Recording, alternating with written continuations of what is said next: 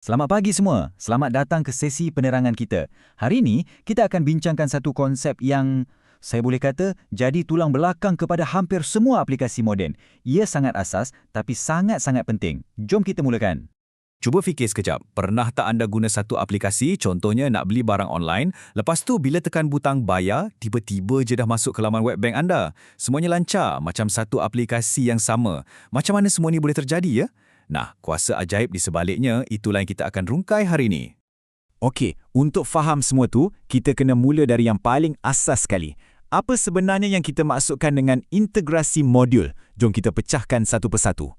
Perkataan integrasi itu sendiri, kalau kita tengok maksud paling ringkasnya, ialah proses menyatukan. Itu je.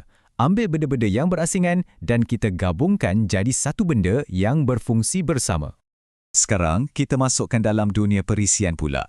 Integrasi modul ni, senang cerita, proses kita ambil komponen-komponen perisian yang berbeza, kita panggil ia modul, dan kita cantumkan semuanya untuk hasilkan satu aplikasi yang lengkap, yang berfungsi elok, dan paling penting, memenuhi apa yang pengguna nak. Dan yang menariknya, saya yakin ramai antara anda dalam kelas ni sebenarnya dah pernah buat integrasi modul, cuma mungkin tak sedar je. Kalau anda pernah tulis kod HTML dalam fail PHP, macam dalam contoh ni, tahniah, anda sebenarnya dah pun gabungkan dua bahasa atau modul yang berbeza untuk hasilkan satu paparan web.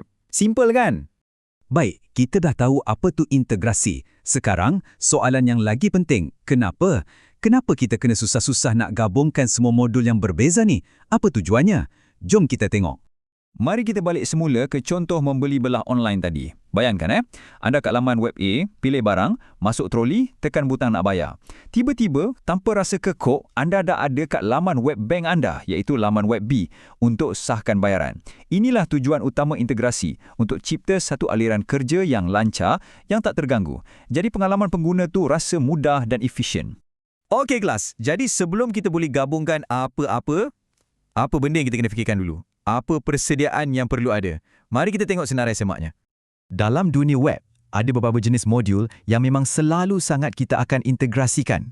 Contohnya, sistem email untuk hantar notifikasi, pengurusan domain, sudah tentulah pangkalan data untuk simpan semua maklumat, dan sistem fail untuk uruskan fail-fail yang dimuat naik oleh pengguna. Ini antara yang paling asas. Kalau anda pernah uruskan hosting web guna cPanel, mesti anda kenal sangat ikon-ikon ni kan? Setiap satu ni, email, pangkalan data, domain, semuanya adalah modul yang berasingan. Tapi, semuanya boleh bercakap dengan aplikasi web anda. Inilah contoh dunia sebenar bagi komponen-komponen yang kita bincangkan tadi. Okey, sekarang kita masuk satu lagi konsep yang sangat-sangat penting. Macam mana semua modul yang berlainan ni boleh berbual antara satu sama lain? Jawapannya ada pada sesuatu yang kita panggil titik integrasi. Kalau ikut definisi formal, titik integrasi atau integration point ni ialah satu antaramuka atau interface. Ia ni macam satu pintu atau satu jambatan. Fungsinya ialah untuk benarkan satu sistem hantar dan terima maklumat daripada sistem yang lain, tapi dengan cara yang terkawal dan teratur. Cara paling senang nak faham, bayangkan ia macam Universal Travel Adapter. Katakan anda ada plug pengecas telefon jenis Malaysia, tapi anda kat Eropah yang guna soket berbeza. Anda perlukan adapter kan? Macam itulah fungsi titik integrasi ni. Ia jadi orang tengah supaya dua sistem yang bercakap bahasa berbeza boleh berhubung. Tapi, ada satu perkara penting kat sini. Walaupun dua aplikasi itu guna adapter yang sama, cara mereka gunakannya mungkin berbeza tau. Satu aplikasi mungkin nak data dihantar dalam format A, tapi aplikasi lagi satu hantar data dalam format B. Nampak tak? Inilah sebabnya kenapa kita kena faham betul-betul peraturan setiap titik integrasi itu. Dan inilah kelas, di mana kerja sebenar seorang pembangun sistem bermula. Baiklah, setakat ni kita banyak bercakap tentang integrasi pada skala kecil. Sekarang, jom kita naik ke liga yang lebih besar.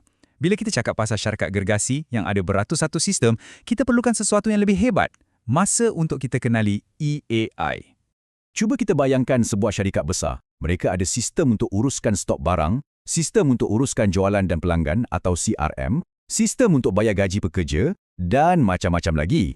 Persoalannya, macam mana mereka nak pastikan semua sistem ni boleh bekerja sama dan bertukar data? Tanpa integrasi, setiap sistem ni akan jadi macam pulau yang terasing. Sistem jualan tak tahu baki stok dalam sistem inventory. Jabatan kewangan kena tunggu laporan manual. Keadaan macam ni bukan saja lambat tapi sangat tak efisien. Data yang sama kena masukkan banyak kali, memang pening kepala. Di sinilah AI dah akan menyelamat. AI ni bukan satu aplikasi tunggal, tapi ia satu platform, satu rangka kerja pusat yang bertindak macam penterjemah gergasi. Ia menghubungkan semua pulau-pulau ni tadi dan pastikan mereka boleh berkongsi maklumat dan proses dengan lancar. Jadi matlamat utamanya sangat jelas. Automasikan proses bisnes dari A sampai Z. Dan yang paling best, syarikat tak perlu buang sistem lama dan bina sistem baru dari kosong. Mereka cuma perlu bina jambatan di antara sistem-sistem sedia ada. Ini bukan saja jimat masa dan tenaga, malah boleh jimatkan berjuta-juta ringgit. Okey, sebagai penutup untuk sesi hari ini, kita dah lihat apa itu integrasi modul, kenapa ia sangat penting dan bagaimana ia berfungsi. Dari skala kecil hinggalah ke skala besar macam syarikat korporat. Ini membawa kita kepada soalan terakhir untuk anda fikirkan. Sekarang kita dah faham teori. Macam mana kita nak buat benda ni secara praktikal? Apakah langkah-langkahnya? Itu kita akan bincangkan dalam kuliah kita yang akan datang. Terima kasih kelas.